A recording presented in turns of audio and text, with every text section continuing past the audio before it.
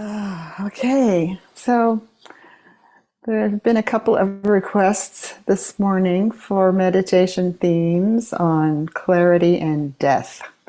So I am going to attempt to weave those together in some as yet unknown way. But we could begin just by realizing that with every breath we take, there is, in a sense, a death of that breath, an ending of that breath in order to allow a new one to arise. So death is happening every moment to our cells, to the breath, to the last thought, the last experience, to numerous forms in the universe, obviously. But the feeling form and the sense form and the thought form and those kinds of forms also have a shelf life, don't they? In the truth of impermanence.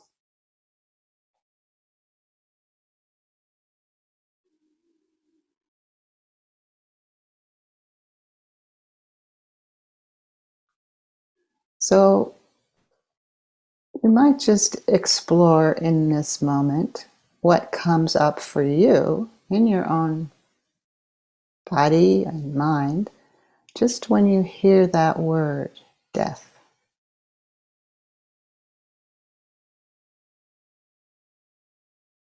Is it a scary thing? Is it a matter of fact thing? Is it, I really want to look at that thing? Just take a moment or two and see. How does just that word, death, seem to arrive in you?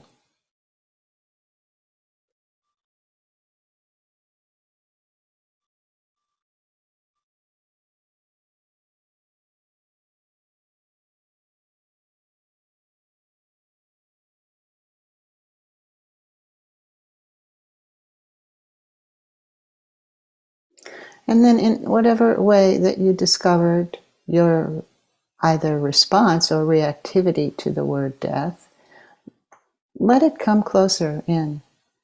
Be more intimate with that felt sense. Because even if you just had a thought, there's also a felt sense that frequently will go with thought in the body.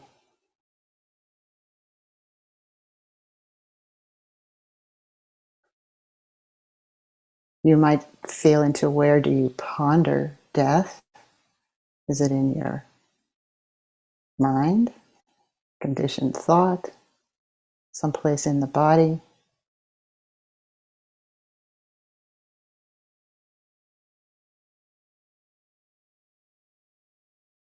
Squirmy feeling, like get off of it kind of feeling? Or yes, let's dive into death. On one level, it's a fact.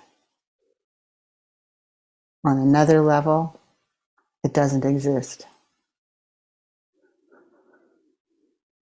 Because as energy creates matter, so matter composing creates energy.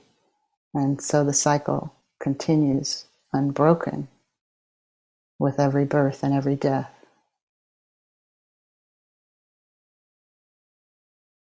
But just feel into it more and more.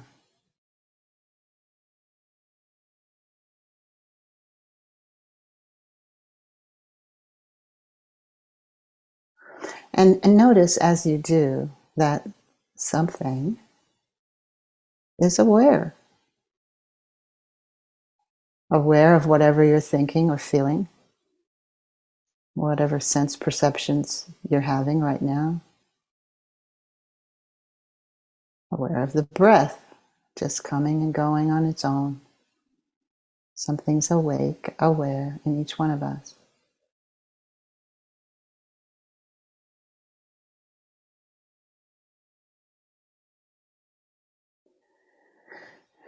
And we might say that the depth of that awareness as it's consciously received. It's always as it is, this that's awake and aware.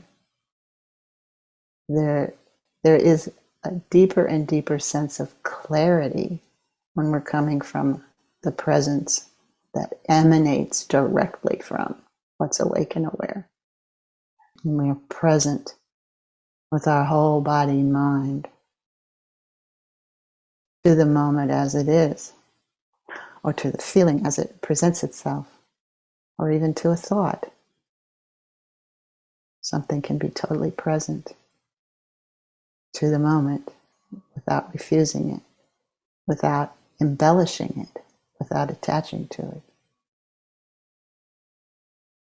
So in a sense, if we look deeply, we may begin to discover that the greatest clarity of vision or hearing or touch or taste or sense of any sort in terms of sensory perception, the clearest vision, inner or outer, comes when we're not adding something that is an illusion, the illusion of identification with our conditioned mind's thought of who or what we are. And that's a big mouthful, but whenever there's a death of separation, whether there's a death of the idea that we are the thought of the I instead of the true I, or the death of separation from the moment as it is, we are in an awakened moment. We are experiencing an awakened moment.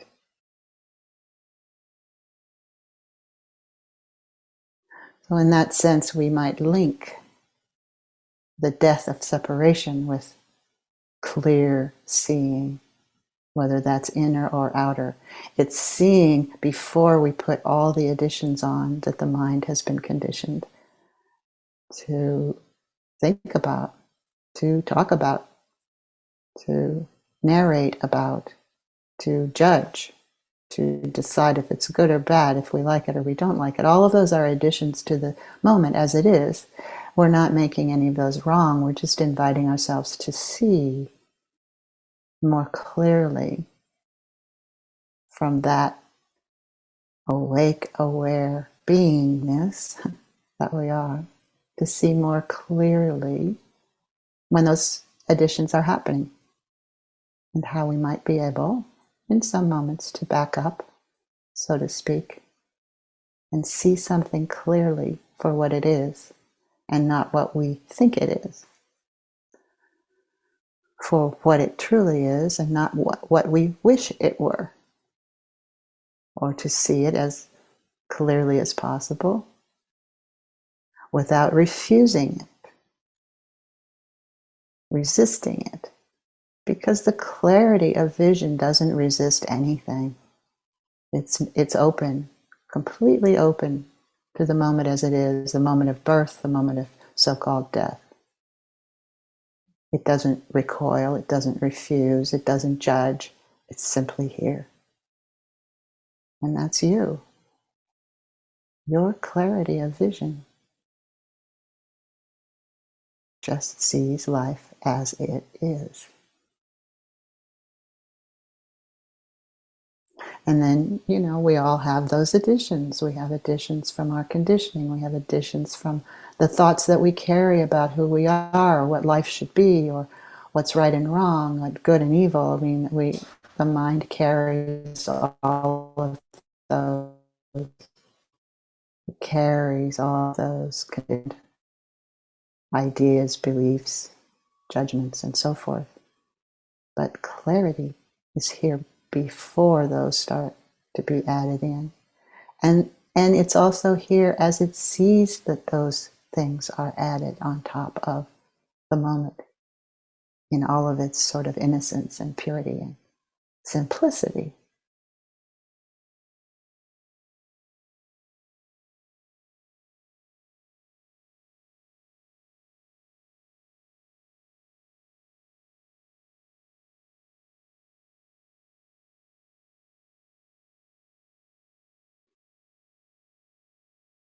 For instance, I think there's a Zen saying, something to the effect, when spring comes, the grass grows by itself.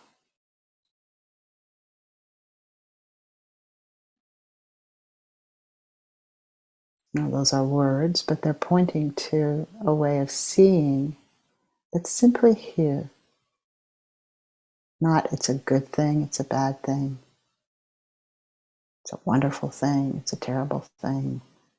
I wish the crabgrass wouldn't come in my yard. There are a lot of ways we can even look at grass growing on its own, or the breath happening, just happening.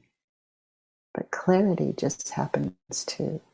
It's just that it's so often obscured by all the additions from our conditioned mind.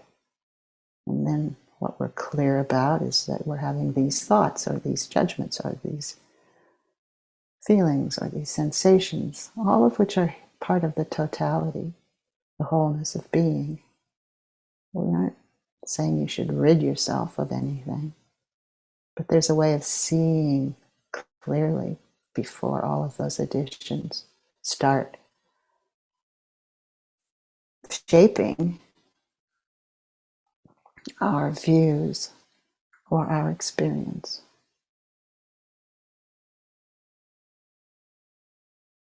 Because most folks really live in a reality that's constructed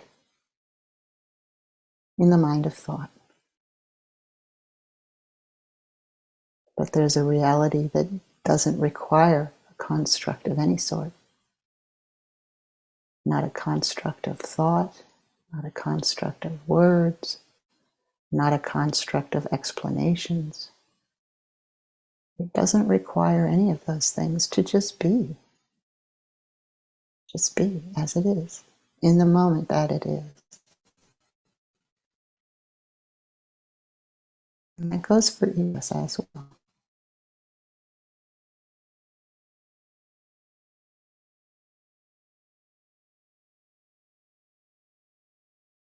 So the death of separation increases the clarity of vision.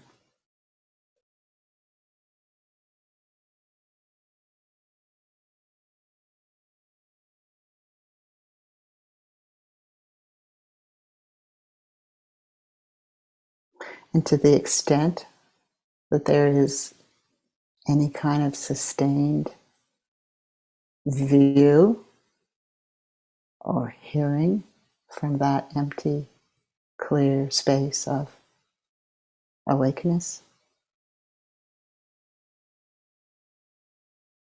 it quickly resolves back into this open emptiness that's available for the next thing, and the next thing, and the next thing. The next moment, the next feeling, the next thought, the next visual, the next experience, the next situation. Dying to separation is also opening to the moment, and the next, and the next, and the next.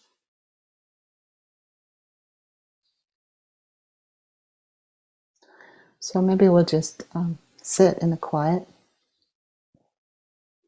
for another 15 minutes and just explore. This is an inner landscape that we're exploring. The felt sense of being present, aware of what's happening within you.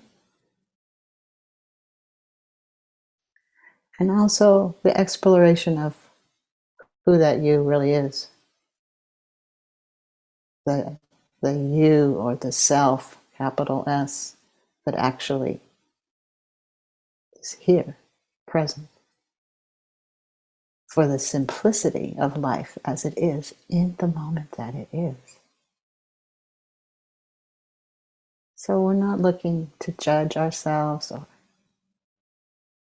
berate ourselves for the natural happenings, because thoughts and feelings are natural happenings as well. But we're looking to see through them, making them more transparent. So we'll sit for 15 minutes and you'll hear the bell.